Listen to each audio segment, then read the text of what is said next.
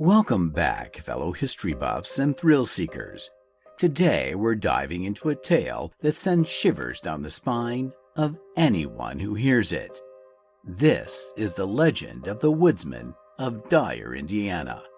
Nestled in the quiet, unassuming town of Dyer, Indiana, this legend is a haunting mix of history, mystery, and spine-tingling suspense.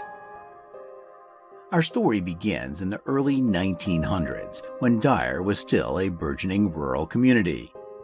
It centers around a reclusive figure known only as the Woodsman.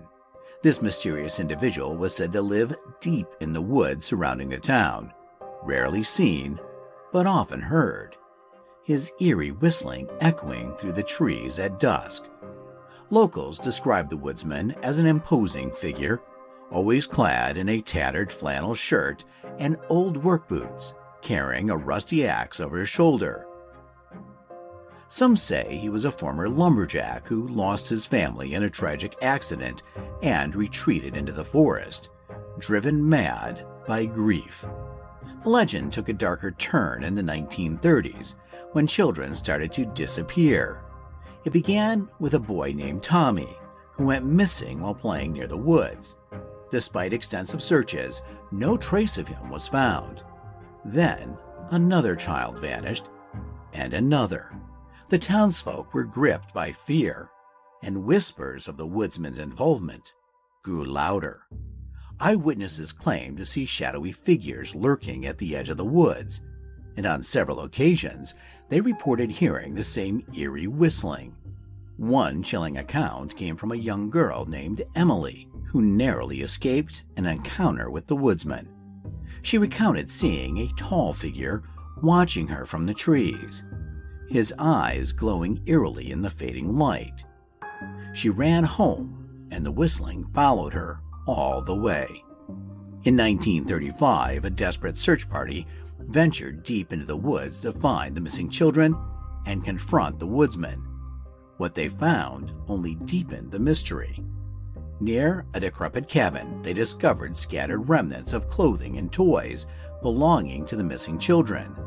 The cabin itself was empty, save for a crude diary filled with ramblings about the forest's whispers and the children of the night.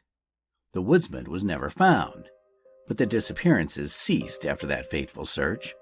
The cabin, now in ruins, is avoided by the locals, who swear it is haunted by the spirits of the lost children.